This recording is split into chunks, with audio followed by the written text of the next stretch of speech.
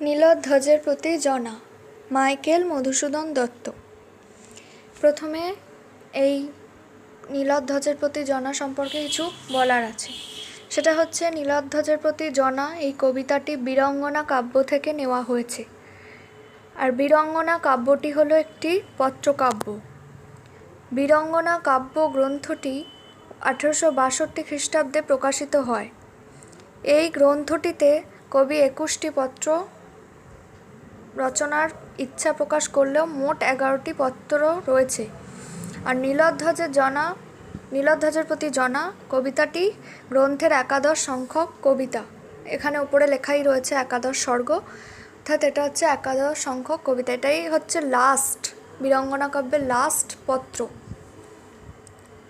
তো এবার আমি এই কবিতাটা সম্পর্কে আলোচনা করব। মাহেশ্বরী পুরীতে উৎসবের মেজাজ, তবে সেই উৎসবকে ব্যঙ্গ করেছেন রাজা নীলধ্বজের পত্নী জনা। রাজা নীলধ্বজ হচ্ছে মাহেশ্বরী পুরীর রাজা এবং তার পত্নী হলো জনা। রাজা নীলধ্বজ পুত্রঘাতক অর্জুনকে অভ্যর্থনা দেবার ব্যবস্থা করায় স্বামীর প্রতি গুরুতর অভিযোগ করেছিলেন জনা, এবং সেই অভিযোগ জানাতেই তিনি এই পত্রটি লিখেছিলেন। রাজা নীলধ্বজের পুত্রঘাতক হচ্ছে অর্জুন, অর্থাৎ অর্জুন তার পুত্রকে হত্যা করেছিল যুদ্ধে। রণবাদ্য বেজে চলেছিল রাজতরণে, ঘোড়ার রেশা, হাতির বৃহঙ্গং শোনা যাচ্ছিল। ঘোড়ার রেশা, হাতির বৃহঙ্গং, এটা হচ্ছে ঘোড়ার ডাককে বলা হয় রেশাধ্বনি, হাতির ডাককে বলা হয় বৃহঙ্গং। আকাশে উড়ছিল রাজ পতাকা, রাজসৈন্য রণমদে মাতাল হয়ে মাঝে মাঝেই হুঙ্কার ছাড়ছিল। মাহেশ্বরী পুরীর রানী জনা পত্র সূচনায় রাজাকে জিজ্ঞাসা করেছেন, কেন এইসব সাজানো হয়েছে? পুত্র প্রবীরের মৃত্যুর প্রতিবিধান করার জন্য কি এই ব্যবস্থা? অর্থাৎ নীলধ্বজ এবং তার স্ত্রী জনার পুত্র ছিল প্রবীর, যার মৃত্যুর পরই নীলধ্বজ তার মৃত্যুঘাতক যে সেই অর্জুনকে অভ্যর্থনা দেওয়ার জন্য এক অনুষ্ঠানের আয়োজন করেছিলেন, এবং তার উদ্দেশ্যেই জনা তা বলেছেন। তৃতীয় পাণ্ডবের রক্তে কি পুত্র শোকাগ্নির আগুন নেভানো হবে? রানী আরও বলেছেন, ক্ষত্রিয় বা একজন মহাবীর রূপে তার এই রণসাজই যোগ্য। তিনি আশা করেছেন রাজা যুদ্ধ করেই অর্জুনের গর্ব খর্ব করবেন, অর্জুনের ছিন্নমুণ্ড শূলের মাথায় গেঁথে আনবেন। মহার ধনুর্ধর অর্জুন যেভাবে একটি বালককে অন্যায় যুদ্ধে বধ করেছেন, সেই অপরাধের শাস্তি তিনি পাবেন। জন্ম হলে মৃত্যু হবে ঠিকই, বা এটাই জগতের বিধান, কিন্তু রানী সে যন্ত্রণার জ্বালা ভুলতে পারছেন না। তিনি তার ছেলের মৃত্যুকে কোনোভাবেই মেনে নিতে পারছেন না। ক্ষত্রিয় কুলে রত্নস্বরূপ পুত্র প্রবীর সম্মুখ সমরে যুদ্ধ করে মৃত্যুবরণ করেছে। জনা তাই রাজাকে অনুরোধ করেছেন, রাজা যেন ক্ষত্রিয় ধর্ম, ক্ষত্রিয় কর্ম নিজের হাতে সমাধা করেন, অর্থাৎ পুত্র হন্তাকারীকে যেন নিজের হাতে শাস্তি দেন। রানী জনা রাজাকে অনুরোধ করলেও তা কোনোভাবেই ফলপ্রসূ হয়নি, কারণ দুঃখের মাঝে রাজগৃহের সবার মাঝে বসেছিল নৃত্য ও গানের মজলিস। নর্তকীরা নাচছে, গায়করা গাইছে, বীণার ধ্বনি শোনা যাচ্ছে। মাহেশ্বরী পুরীতে তাদেরই রাজসিংহাসনে বসে আপ্যায়িত হচ্ছেন পুত্রের হত্যাকারী অর্জুন। এখন তিনিই নাকি মিত্রোত্তম। রানী মাহেশ্বরী নগরীর রাজা নীলধ্বজের কথা ভেবে লজ্জা পাচ্ছেন, কারণ রাজা পুত্র হারিয়ে কোথায় কি করা উচিত এই বোধ হারিয়েছিলেন। শোকের বদলে তিনি পুত্র হন্তাকারীকে ডেকে তার সঙ্গে মিত্রতার সম্পর্ক স্থাপন করতে চেয়েছিলেন। তা না হলে এরূপ পাষণ্ড পাণ্ডবীর অর্জুনকে কখনোই পুরীতে অতিথি রূপে আহ্বান জানাতে পারতেন না। যার হাত প্রবীরের রক্তে রাঙা, তাকে কেমন করে রাজা মিত্রভাবে স্পর্শ করছেন? এটা কি ক্ষত্রিয়ের মতো আচরণ? তাই রানী রাজাকে জিজ্ঞাসা করেছেন, কোথা ধনু, কোথা তৃণ, কোথা বর্ম অসি? অর্থাৎ তার যুদ্ধের জন্য তীর, ধনুক, বর্ম এসব কোথায়? শত্রুর বক্ষ তীর দিয়ে বিদ্ধ না করে সভাস্থলে ডেকে তার কানে কি মিষ্ট কথা বলে তাকে খুশি করা হচ্ছে? দেশের মানুষ যখন এর জবাব চাইবে, তখন রাজা এর কি উত্তর দেবেন? নরনারায়ণকে ধরাধামে মানুষ যেমন ভক্তিভাবে পুজো করে, শোনা যাচ্ছে রাজাও তেমনি অর্জুনকে পূজা করছেন। অর্থাৎ রাজা অর্জুনকে নারায়ণ রূপে পূজা করছেন। এ তো তার ভুল। ভোজরাজের কন্যা কুন্তিকে একজন সৈরিণী ছাড়া আর কি বলা যেতে পারে? অর্জুনের এমন কি গুণ রয়েছে যে তাকে নারায়ণ ভেবে পূজা করা যেতে পারে? অর্থাৎ জনা অভিযোগ জানিয়েছে যে রাজা যাকে নরনারায়ণ ভেবে পূজা করছে তার কি গুণ বা তার মায়ের কি গুণ? তার মা কুন্তি একজন সৈরিণী ছাড়া আর কি হতে পারে? বিধির কি লীলা তা রানীর কাছে অজানা। একমাত্র পুত্রবিধি তাকে দিয়েছিলেন, তা অকালে নিয়ে নিয়েছেন। যেটুকু মান ছিল তাও নাশ করে দিয়েছেন। পার্থ যদি নারায়ণী হন তবে তাহলে কুলোটা এক নারীর গর্ভে তার জন্ম হয় কেন?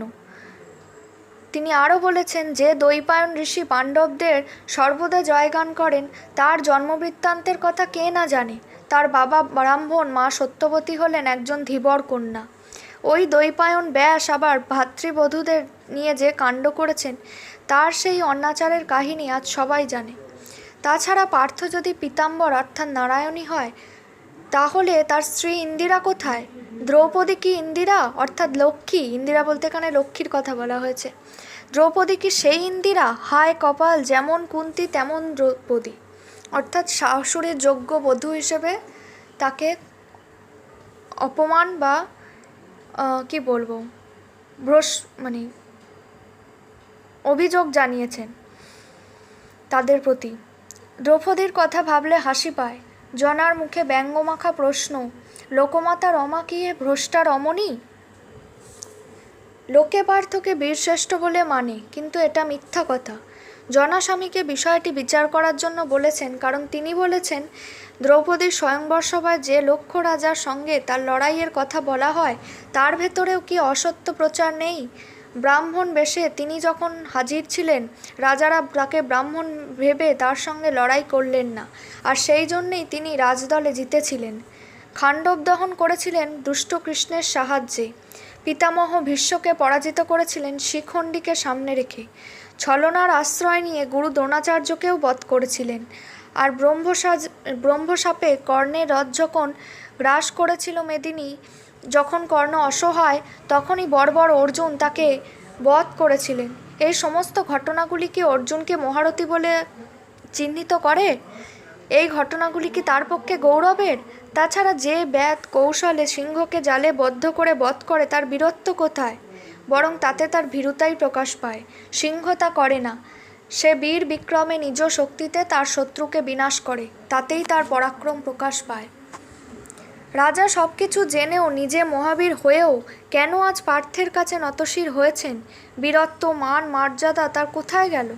শেষ পর্যন্ত চণ্ডালের পায়ের ধুলো ব্রাহ্মণের মাথায়। এখানে চণ্ডাল বলতে অর্জুনকে বোঝানো হয়েছে এবং ব্রাহ্মণ বলতে রাজা নীলধ্বজকে বোঝানো হয়েছে। কিন্তু তার গঞ্জনা দেওয়াই বৃথা হলো। রাজা কোনো কথাতেই কান দিলেন না। রানীও হতাশ হয়ে পড়লেন। তিনি ভাবলেন তখন স্বামী গুরুজন তাকে গঞ্জনা দিলে তারই পাপ হবে। বংশের বধূ, বিধির বিধানে তিনি পরাধীন। নিজের এমন বল নেই যা দিয়ে সর্বকিছুর সমাধান করতে পারেন। তার ভাগ্য মন্দ, তাই তিনি আজ সন্তানহীনা। ভাগ্যের দোষে স্বামীও বিরূপ। এ পৃথিবীতে আর বেঁচে থেকে কী লাভ? এই জনাকীর্ণ পৃথিবীতে তার আর কোনো স্থান নেই বলে তিনি মনে করলেন। বিধাতা তার কপালে যা লিখেছেন তাই ফলেছে। রানী আজ নিজেকে সামলাতে পারেননি। পুত্রকে উদ্দেশ্য করে মনের খেদ প্রকাশ করেন। তিনি বললেন, তাকে তো 10 মাস 10 দিন গর্ভে ধারণ করে এ পৃথিবীতে এনেছিলাম, কিন্তু কি পাপ তিনি করেছিলেন যে মা হয়ে তাকে এই দুঃখ পেতে হলো? মা হয়ে সন্তানের মৃত্যু চোখের সামনে দেখতে হলো। সমস্ত আশাই তার শেষ হয়ে গেল। মায়ের ঋণ কি এভাবে শেষ হলো? পুত্র শোকে মা জনা অধীর হয়ে পড়েন। চোখ দিয়ে নেমে আসা অবিরাম অশ্রুধারা। পুত্র শোকের সান্ত্বনা আর কে দেবে? রানী বলেন ক্ষুব্ধ হয়ে, মর ওরে মণিহারা ফণি। অর্থাৎ নিজেকে মণিহারা সাপের সঙ্গে তিনি তুলনা করলেন। অর্থাৎ সাপ যেমন নিজে মণি হারিয়ে অসহায় হয়ে পড়ে, ঠিক তেমনই জনা তার পুত্র হারিয়ে অসহায় হয়ে পড়েছিলেন। রানী জনা স্বামীকে বললেন তিনি পার্থকে নিয়ে কুরুপুরে ফিরে যান। তিনি তার পুত্রের কাছে চলে যাবেন। অর্থাৎ তিনি আত্মহত্যা করতে যাচ্ছিলেন। তিনি ক্ষত্রিয় কুলের বালা, ক্ষত্রিয় কুলের বধূ। তিনি কি কখনো এভাবে এমন অপমান সহ্য করতে পারেন? তিনি জাহ্নবীর জলে প্রাণ বিসর্জন দেবেন, অর্থাৎ গঙ্গায় ঝাঁপ দেবেন। রানী চিরবিদায় গ্রহণ করবেন। তবে রানী বলেন, রাজপুরীতে প্রবেশ করে যখন রাজা তাকে ডাকবেন, কোথায় জনা, তখন সে আহ্বানের জবাব দেবে রানী নয়, সেই প্রতিধ্বনি। প্রতিধ্বনি বলবে, কোথায় জনা।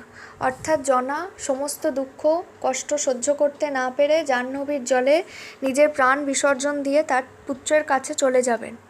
তার পুত্র শোক না ভুলতে পারা এবং স্বামীর এই রকম বিচার দেখে তিনি আর সব কিছু সইতে না পেরে নিজের প্রাণত্যাগ করবেন। এবং রাজা যখন ফিরে আসবেন তখন রাজপুরীতে প্রবেশ করে জনাকে ডাকলে জনা উত্তর দেবে না, উত্তর দেবে প্রতিধ্বনি। অর্থাৎ রাজা ডাকবেন, কোথায় জনা, প্রতিধ্বনি বলবে, কোথায় জনা। অর্থাৎ উত্তর দেওয়ার মতো তখন জনা সেখানে উপস্থিত থাকবে না। তাহলে এই হলো গিয়ে নীলধ্বজের প্রতি জনা কবিতার মূল বিষয়বস্তু। কবিতাটা অনেকটা বড়, তাই আমি আর ডিটেলে যেতে পারলাম না। আশা করছি তোমরা বুঝতে পেরেছো। প্রথমে যে জরুরি ইনফরমেশনগুলো দিলাম ওগুলো খুব ভালো করে মনে রাখবে, অর্থাৎ উৎস, কত নম্বর কবিতা, কোন কাব্য থেকে গৃহীত, এই সমস্ত কিছু। তো এর আগে আমি কর্তার ভূত নিয়ে আলোচনা করেছি, এমসিকিউ আলোচনা করেছি এখান থেকে, সেই ভিডিওগুলোর লিঙ্ক আমি ডেসক্রিপশানে দিয়ে দেবো, দেখে নেবে। আর এরপরে আমি আরও বিভিন্ন চ্যাপ্টার নিয়ে আলোচনা করব। সো ভিডিওগুলো পেতে প্লিজ চ্যানেলটাকে সাবস্ক্রাইব করে দিও। আর যদি আজকের আলোচনা ভালো লেগে থাকে তাহলে প্লিজ একটা লাইক করে দিও।